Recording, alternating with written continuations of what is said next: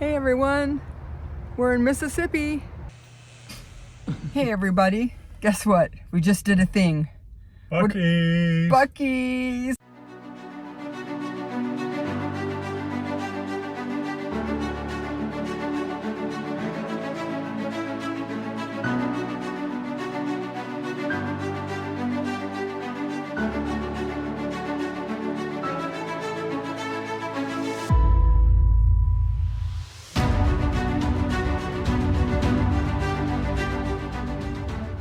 Hey everybody, it's Denise with Denmark Adventures. We're a little behind on our videos, so I wanted to set this up a little bit for you. This video takes place in November of 2025 after we came back from our ABC cruise, and we are spending a bit of time with family in Memphis.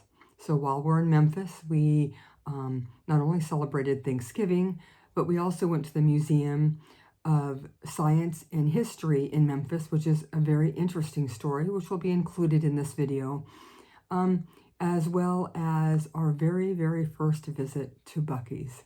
So enjoy, and thank you so much for watching. And if you like it, please give us a thumbs up. That certainly helps us out a lot. Hey everyone, we're in Mississippi. Yay. And it's cold. Brr. My Florida blood is screaming. Yeah.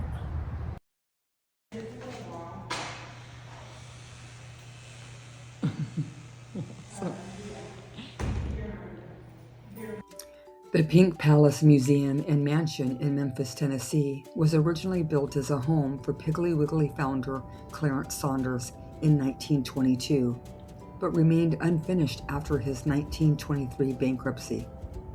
The city of Memphis acquired the unfinished pink marble mansion in 1928 and eventually turned it into the Museum of Science and History. Today, the Pink Palace Museum and Mansion are part of the Memphis Museums of Science and History, or MoSH, and has exhibits on natural and cultural history. Clarence Saunders began building the mansion in 1922 as a private residence. The building was nicknamed the Pink Palace by Memphians due to its pink Georgian marble exterior.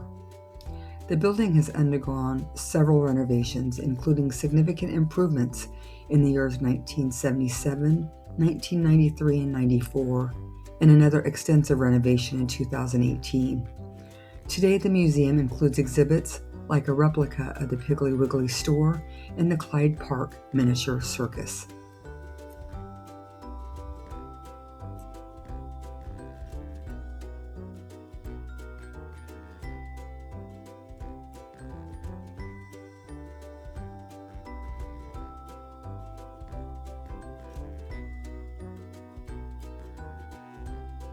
The Enchanted Forest Festival of Trees benefiting Le Bonheur Children's Hospital was on display at the MoSH while we visited. The trees were all very festive and had some really cool themes like the Smurfs, Snoopy, Winnie the Pooh, Harry Potter,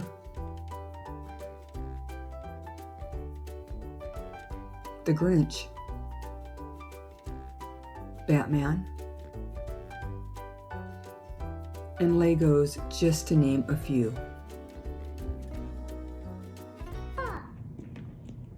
It's a striped skunk.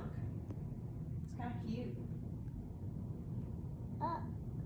Where'd he go?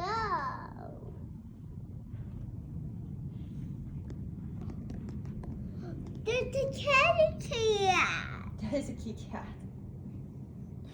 That's a big kitty cat. That's called a bobcat. No, that is a kitty cat.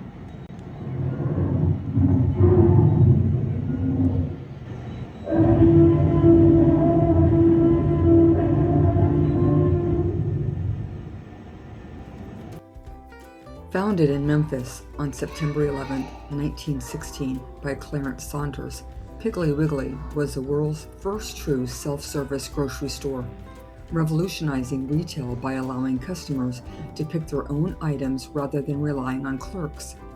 This innovation introduced shopping baskets, checkout stands, and lower prices, With rumored, the name was determined when Clarence saw pigs struggling to get under a fence. The original concept, before 1916, grocery shopping involved customers handing a list to a clerk who would fill the order. Saunders, a former clerk, believed this was inefficient. His new Piggly Wiggly allowed customers to walk through aisles, select products, and pay cash at the front, significantly lowering labor costs and prices. Within the first year of creating Piggly Wiggly, Saunders was already making a lot of money. It was so much money that he started to build a large house in Memphis made of pink marble from Georgia. He called it the Pink Palace.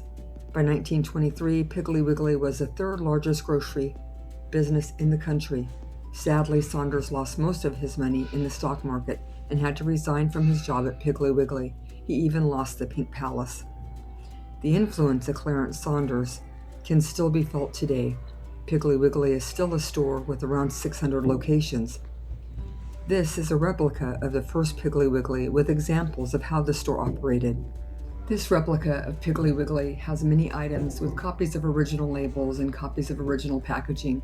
It was a lot of fun to peruse these aisles and see many of the brands and items that we have today, plus a few we are glad that are no longer popular, like canned tongue and majestic bacon.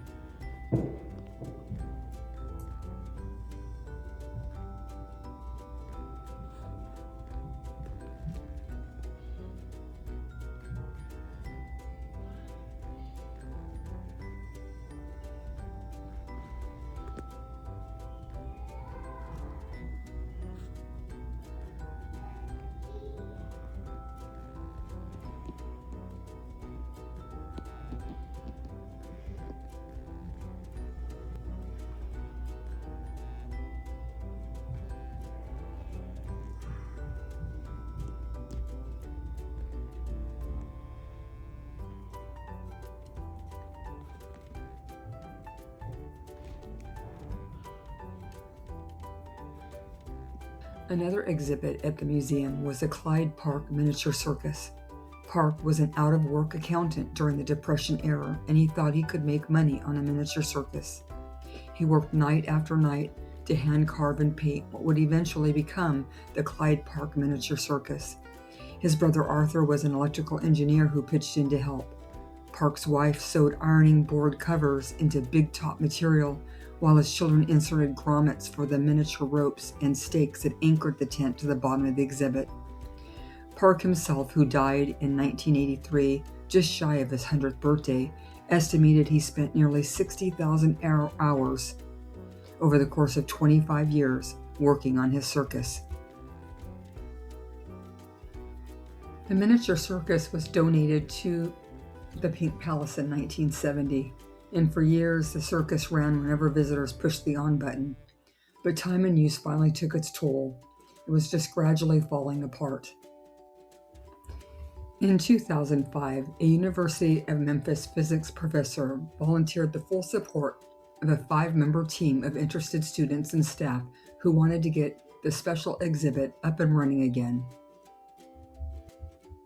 The project took 3 years of evenings and weekend work, as well as thousands of dollars of donated equipment and materials. The circus has approximately 200 roustabouts, drivers, and performers, and an audience of 1,500.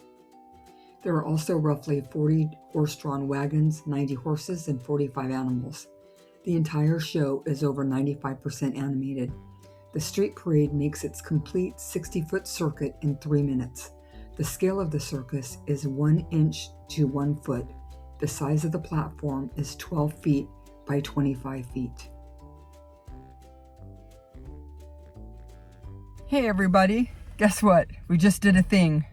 Buc-ee's. Buc-ee's! We did our very first Buc-ee's, so here's our assessment. A zoo. It was pretty chaotic, but I would probably come back. It was pretty cool shopping. I've got a sign for the travel trailer. We got some beef jerky, and we're going to try some Buc-ee nuggets.